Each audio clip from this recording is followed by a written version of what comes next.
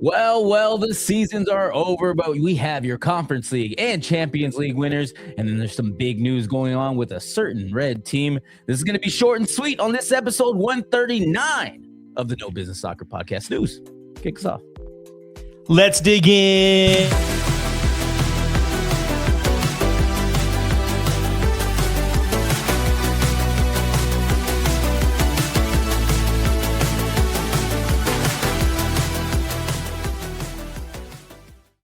Sorry, I said that with like some power. There's some bass in that whenever I said it. That is my bad, fellow. What are we going to call them? No business sites. I will work on it anyway. Oh yeah, we've been saying it forever. No business, fam. Anyways, welcome back to the No Business Soccer Podcast. I'm your host, Snooze, and we got the full fam here. We got J Fam, the Brainiac, hanging out in the back. Danny P on the ones and twos, and of course, everyone's favorite hype man, Vic. What you sipping on, dog? Well, we are done with the season. I thought, J-Fam has been harping at me for the past 2 months about making a cocktail, and like, what a better time to celebrate a good 4 seasons that we covered all season long than with the cocktail. But then I remembered, like, J-Fam can't whoop my ass, so I'm just gonna have another pour, and this time it's of some tequila because I did go to Cancun. So I've been hankering for some tequila. This is Mi Genta's Symphony Series number 2. You get a little bit of toasted coconut on this one, of course, bunch of agave on the nose, and then it all ends up it's all in a reposado version, which means it's been rested in oak for a while, and it's just it just takes me back. It's almost like a pina colada in just this little glass right here. So while I take a sip of this elixir, go ahead and like and subscribe. It's the best way to help us out here on the channel. Get us out there to YouTube saying, hey, maybe these guys are pretty cool to talk to every once in a while. Cheers. Bink. Speaking of resting oak, did you happen to rest your oak anywhere in Cancun? That's a weird segue, and you didn't have that before. I had a room. I slept every night in Cancun, so we rested. Right. Fine, PG, yeah, keep PG. Sure. I get you. Yeah. Well, before we get into trouble, I think we do have a few things to cover here. 2 finals, like Hype Man Vic said at the beginning: Conference League, Champions League final, and then some big news out of the Prem. So first, let's take it over to the UEFA competitions.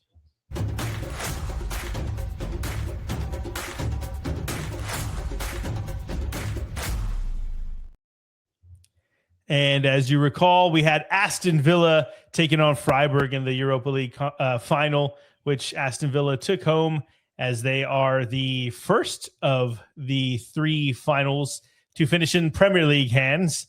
And this was the second, which is the Conference League final. And Crystal Palace beat Rayo Vallecano 1-0. And I will not say that it was the most memorable of games, but it's certainly important for both of them, as it was the first ever final of any final for Rayo. I mean, like any final in any competition that they are in. And then it was the first European final that Crystal Palace were in.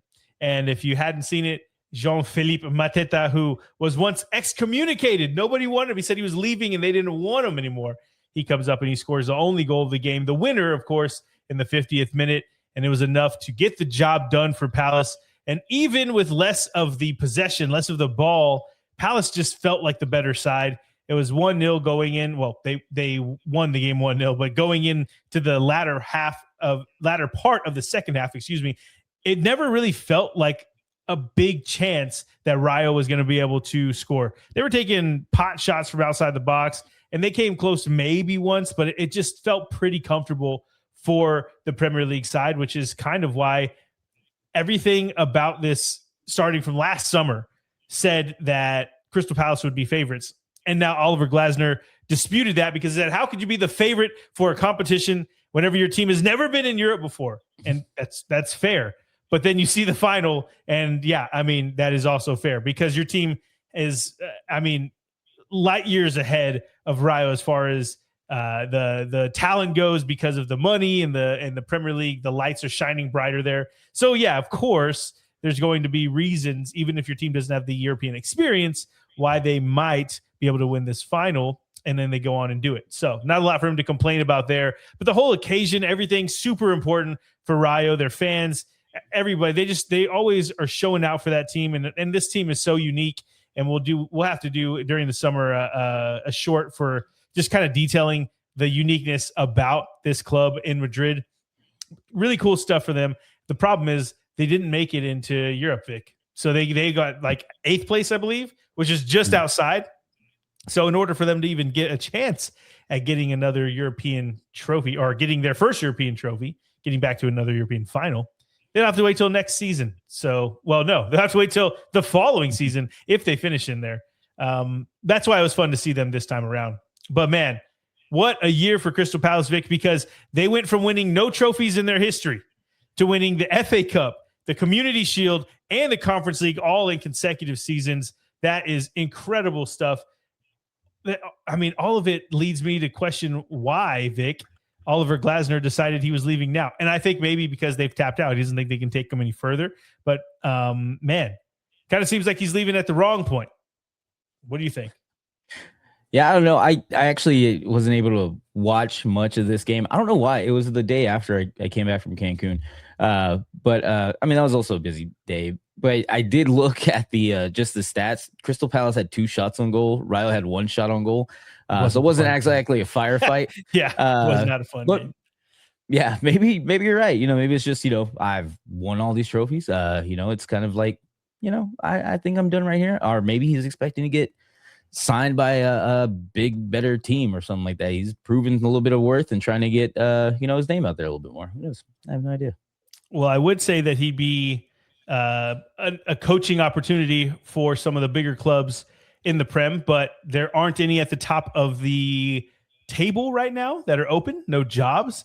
I mean, maybe Fulham opens up, but that would take their manager leaving, and he hasn't yet. So I don't know. I have no idea what's going to happen with Oliver Glasner. I've heard rumors that he's going to be taking over a club in the Bundesliga, but we will find out. It is interesting though, because this might be, we might be experiencing the best ever team in Crystal Palace history.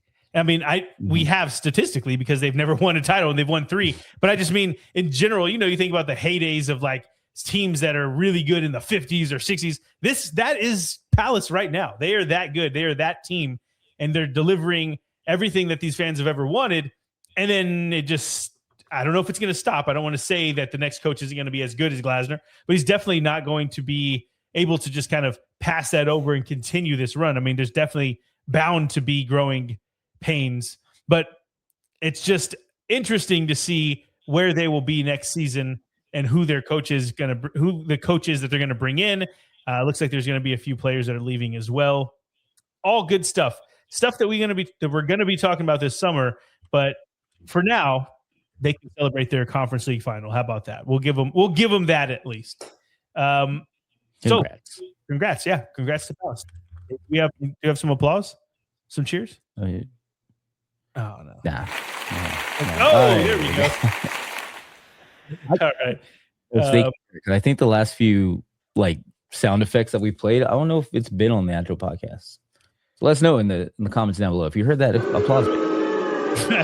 By the way, this is the Conference League, not Europa League. Just calling it out in case I said Europa League. I see the banner. You did start out saying Europa League. Okay. Then that's my bad. Okay. We're talking about the Conference League now. Okay. Now we're talking about a different league, and let's jump to the Champions League final, which is the Super Bowl of European soccer. And it all went down this past Saturday with Arsenal taking on PSG and Istanbul, or how do you say it, Vic? How was it? Now I forgot. Istanbul. I forgot exactly. Was it Istanbul? Was that where you kept saying? No. What was it?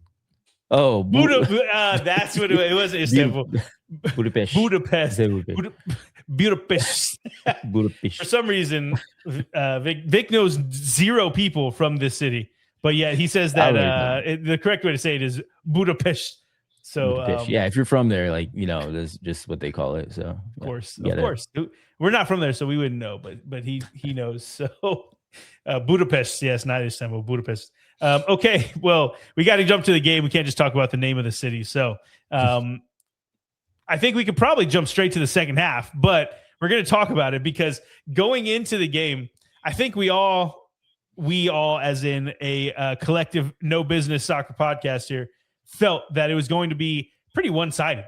Honestly, it felt like it was going to be a PSG win and like just emphatically. They were going to get it done quite easily. And I remember going into the beginning of the game, Danny P looks at me and he's like, I think Kvaratskhelia is about to score in the first 10 minutes. And I was like, I think you're right, man. I feel it. And then 5 minutes into the game, the worst possible outcome for this game happened. And Kai Havertz hits the goal was amazing. That angle, so tight. I feel like the keeper, he put his arms out to the side. So he obviously felt like he was going to try to either hit him on the far post or the near post, but he went high and he got it in. The issue was going into the game, everybody was talking about how Arsenal wouldn't be able to play their brand of football against PSG the entire time because it just won't work. You can't hold a team like PSG down because the Arsenal strategy is grind out a team, kill the game, and then get a header from a set piece, from a corner, and then kind of kill the game 1-0.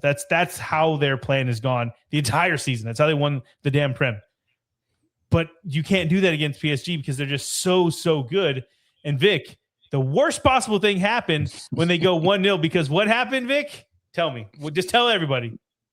It sucked. They just parked the bus. Yes, they had 11 in the box at some points. It was oh my god, it frustrating. It sucked watching. Snooze was so frustrated the entire game. He was like, "Oh my god, they're doing this during that." Yeah, exactly. The worst thing that could have happened.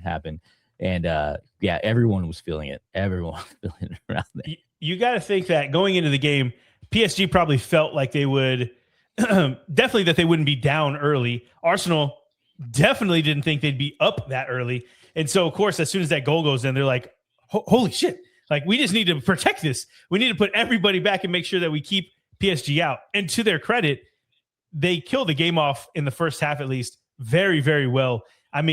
They, as far as good as PSG are, they didn't have anything really on target. They kept them out. We kept saying it.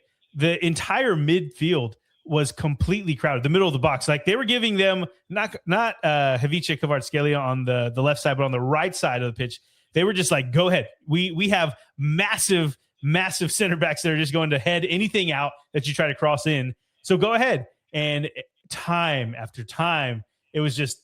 Clearance. It felt like Arsenal are actually going to get this done. But luckily, the second half happened, Vic. And then we have the foul in the box. The penalty goes to Ousmane Dembele. He buries it. And then the game changed after that.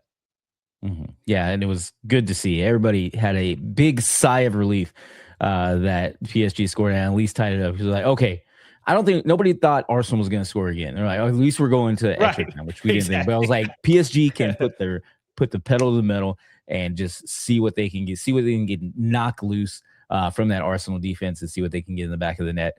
And unfortunately, didn't happen in extra time or anything, but it definitely saved the day, saved the night for us everywhere. Because Arsenal at that point knew that they couldn't just sit back on the goal. They had to go after it. They had to try to win. And that thing you said, I keep thinking about that video you said. I don't even know who that dude is, but he's the annoying guy from the American side of the CBS reports. And he's like, the way that the game played out, PSG are like this beautiful singer who like is coming out. She's ready to sing, and Arsenal are just like punching her into the throat, making her not be able to sing.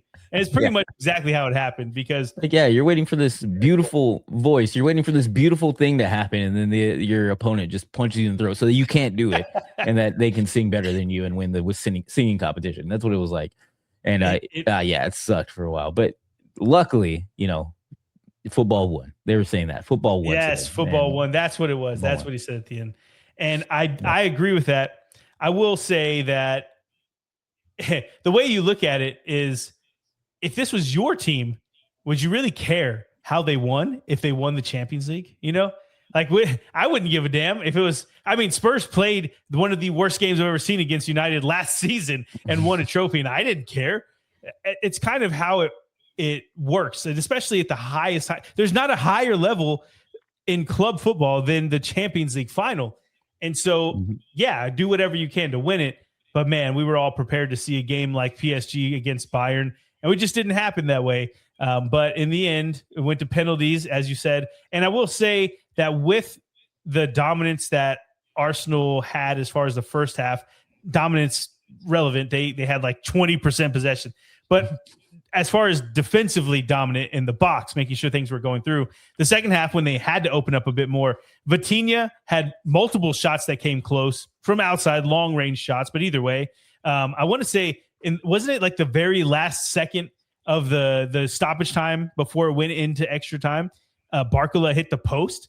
Like, I mean, PSG was going after it, and they just there were couldn't actually get a couple post-its. I think there were a couple post-its too. One might have been on the Arsenal side too. Actually, one of the big notes is that Saka going into the half was taking his sweet ass time as Arsenal won a corner. Yes. And so he's taking his sweet ass time, he's fixing his shirt, he's driving, and the ref's like, hey, hurry up. And he's fixing it and goes and puts the ball down. The ref's like, no, halftime. And so they went into half while they were on a corner. Thank God, because he was just taking his time. I forgot about that. Yeah, I totally forgot about that funny. too. That is hilarious that happened. That was a great note from the game. Great note from the game. I've never seen that before. We're like, I don't think I have. Close it, like, you know, and in the Champions League final, that's crazy. But it is what it is. It didn't happen that way. But we got to talk about the game ending and penalties and how that all went around. As soon as I can't remember who it was that missed the first penalty. Oh, it was Eze, wasn't it? Eze for Arsenal. Yeah, Ekitike, you mixing Ekitike? No, man. No. I'm pretty sure it was Eze and Gabriel who missed it for Arsenal. But anyway, his penalty was, I mean, he was trying to hop and dance around and wait for the keeper to make a decision. And then I think he just got lost because the keeper never did. And he just missed. Like a guy, that is the one that they brought in with all the money. That was the guy that was supposed to get him over the top, the attacking prowess. That's the guy who scored 4 goals against Spurs after we didn't sign him. It's, you know, throw that in there, a little salt in the wound. But either way, he goes in Champions League final. He misses he misses his penalty, and then they go on to lose. Now, it wasn't his penalty because, again, Vic, PSG also had a missed penalty, which meant that the final spot kick was Gabriel for Arsenal, the center back. Why out of the top 5 people taking penalties is a defender, a center back, one of the ones, but it was his that had to draw it. And this is, you're going to tell me before we started the pod, but I told you, like, wait for the pod. So tell me, what was the story? I was with Danny P, and I was like, as soon as Gabriel, they showed his face, you could see like he was just nervous. He had a huge, like, just swallowing because he was just nervous. And I was like, it's going over. It's going over. It's going over. And I called it. I was like, it's going over. The spotlight is too big for him. And sure enough, he kicked it straight over the bar. I was like, I told you. I wish I said it louder, but I was like, you could tell just from his body language. The moment was too big. The lights were too bright, bro. He hasn't been there, and it definitely cost him. But yeah, I don't know why you would put your center back there. You have to have your most experienced players in the 4 and 5 spot. Like, it's just the way it has to be. Your captain's got to be 4 or 5. And that it's ultimately falling on the coach. It falls on Arteta because, I mean, how do you let that happen? How do you get all this way and do that? Maybe he's amazing taking penalties, and we don't know shit, but just the fact that he missed it in that exact instance, that time, it's just like unforgivable. You have to have your best guys there. And if he is your best guy, then we got a problem, you know? That's crazy. I think there's something else I was going to say.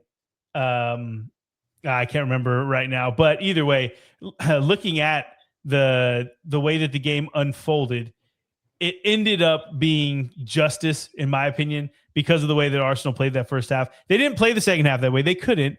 But either way, it was just like, I think they killed this first half so bad that everybody was just like, bro, they have to lose. They can't win it after playing like that.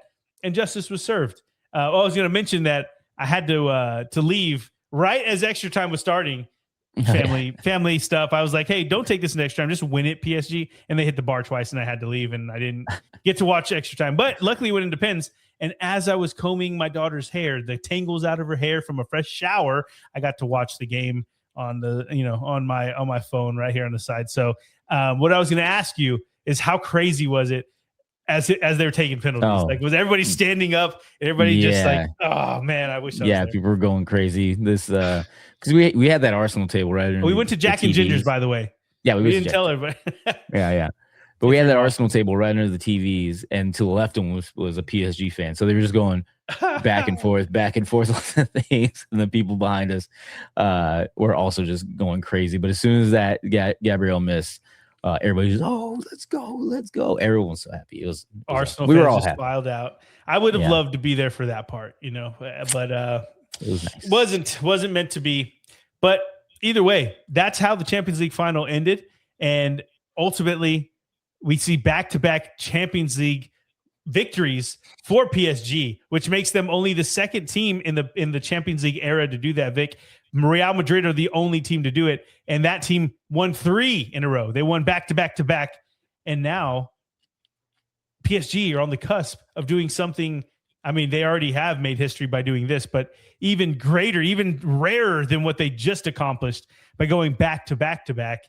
And the fact that they won both of them with this awesome style to watch, and just not kind of slowing the game down and hitting corners like every Premier League team is doing right now. They're going after it, and it is fun to watch. I don't know another team that I like watching more right now than PSG, and we don't even get to watch League that much. You have to say like just because we don't cover the league. It's not that competitive, and I mean, that team is just really, really good. I don't know what else to say. I love watching them, and I mean, who else will be competing with them in the Champions League next season? I think obviously your team will be there, City will be there, Manchester United, Arsenal, of course. I mean, there's going to be a lot of teams that go at them, Bayern Munich, but we don't know how good they're going to be. I feel like we do know that PSG are going to be that good.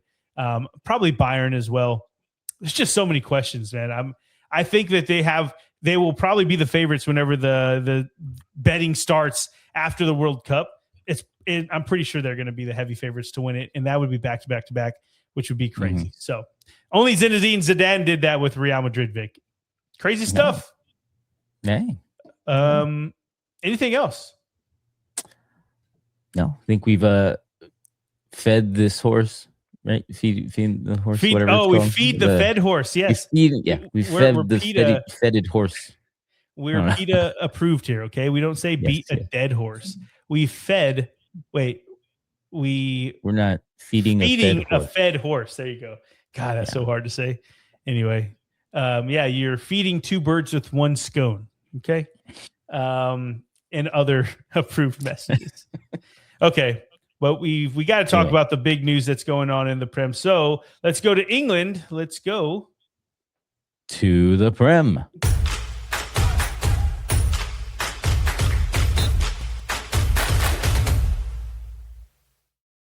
I got used to doing it by myself so much. I almost took your spot right there. Well, Vic, I'm going to shut up and just let you talk about it. Here you go. Spotlight's yours. All right. Well, obviously, as you seen, all of us have seen, we've got woken up at about 6:30 in the morning. I think is when we got the notification. Like Arne Slot has been sacked from Liverpool, effective immediately. Everybody made sure to put that effective immediately in there. And I think this is obviously so that we can go get Andoni Iraola. I think that's how you Iraola. You probably should learn that name. I am always going to get that wrong. It took me a while for me not to call him Arne Slot. So it's Arne Slot. But now I have to figure out another one. I'm just going to say Andoni. So this is obviously for Andoni. We missed out on Xabi, obviously. And I don't think we're going to try to miss out on a second pretty exceptional coach that probably could take over Liverpool. Not to mention Andoni's just style of play probably fits more in the Liverpool, burn them, turn and burn kind of style that we got to love with Jurgen Klopp, the heavy metal offense, what he used to call it. But I think it's going to be definitely better.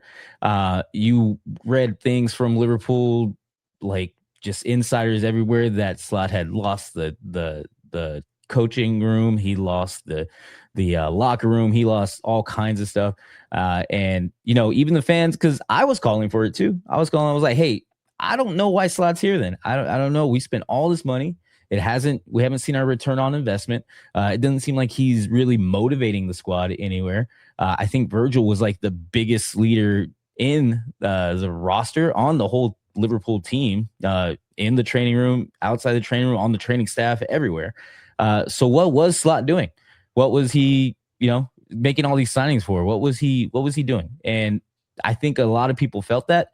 And I just think we finally had the guts to do it and just take a swing on this, hopefully 5-star hire for us in Andoni. And I just hope it still happens and we don't just for some reason sign somebody else kind of weird, and hopefully get this ship right back on track. And as soon as it happened, I was like, hey, dude, Salah might come back. I don't know.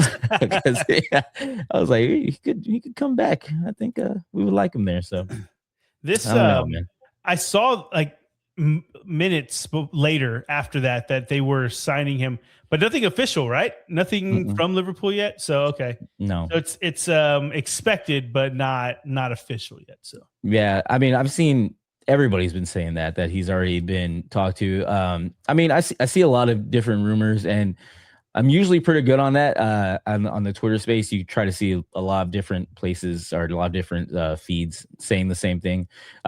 One of the things I'm seeing is that actually Liverpool players knew a couple weeks before Slot was leaving that he was going to get let go. I don't think that's the case. I'm just seeing that a lot, but I don't think it was the case because I think that the front office would have given Slot a proper send-off and had him for the last game say, hey, we're not going to continue this relationship. We're doing this on a mutual term.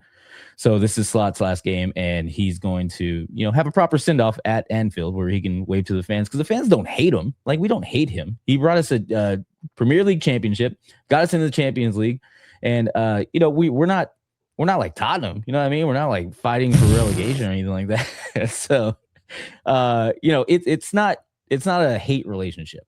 And I think he could have had a proper send-off. So I don't think that they've known for a while. I think this kind of decision just came up in the past like week or two, and they finally acted on it. And yeah, I mean, props to him for doing that. Dude, both of my teams have no coaches right now, bro. Austin FC lost their coach too. Oh, that's true. Both of my teams don't have a coach right now. It sucks. This is the harder thing to do, honestly, because keeping Slot is the easy thing to do. I think the general consensus was the guy won the Prem in his first year. He deserves at least another, and he got that after winning the Prem. But I meant another as in like, this season didn't work out. Let's see how he does. He just won the Prem. But the problem is he lost the locker room, which you can't come back from. There's no way you can come back and be like, all right, everybody take a break, come back and believe in me. That's not how this works. And they were just saying that there's so many things that have happened during the season to show that he's just not the guy to continue with this team. And you can't say that he can't run a club like Liverpool because he won the Prem with them.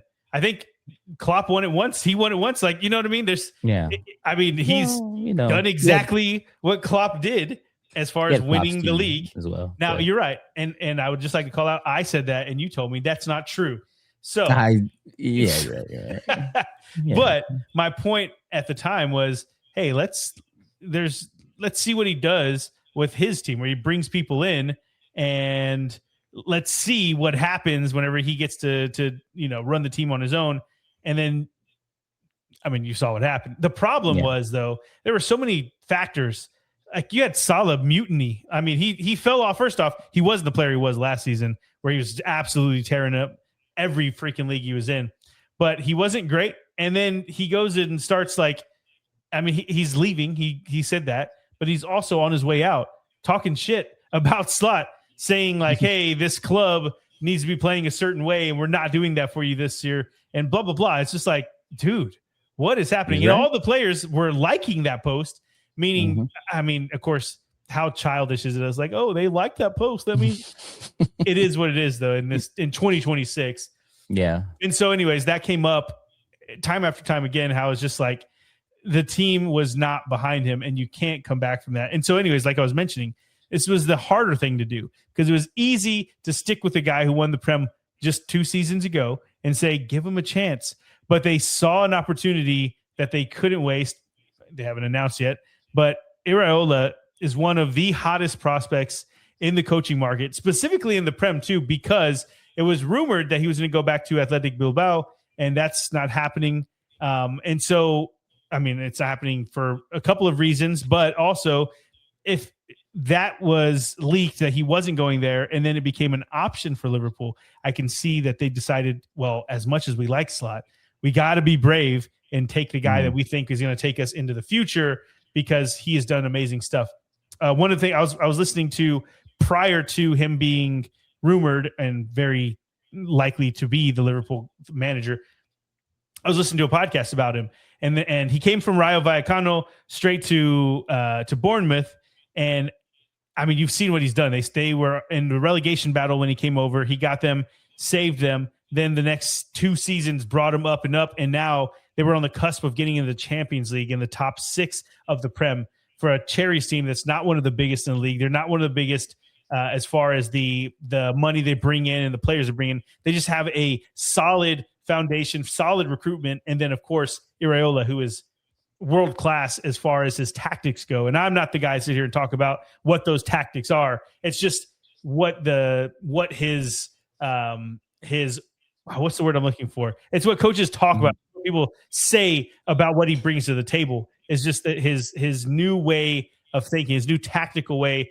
of attacking teams and how they go about winning games, especially with a team like I mentioned, like Bournemouth and Rayo, and teams that he's done great stuff with, who now he gets a much, much bigger side, possibly. I know we're talking about it before he's confirmed, but either way, it's just it's crazy stuff. The other part that I wanted to mention is that when he moved over, I think it was on the Athletic podcast, whenever he moved over from Rayo Vallecano to Bournemouth, it was at a time where he couldn't bring over all his staff because of the short notice and because of work permits and all that. And so one of his main lieutenants was Inigo Perez, who couldn't even go. And that's the guy who he really, really wanted on his coaching staff.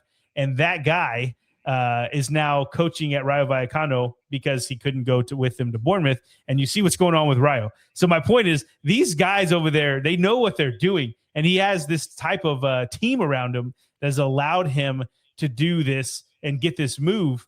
And I can't remember the name of the other gentleman, but it's another guy on his staff that was heavily rumored to be signed for a team that is in either the Championship or League One in England to be the next head coach, to be their next manager. But he declined the option, and no one knew why. And then now you see, because he wanted the opportunity to work at a massive club like Liverpool. Anyways, it's just really cool because I want to see how he does.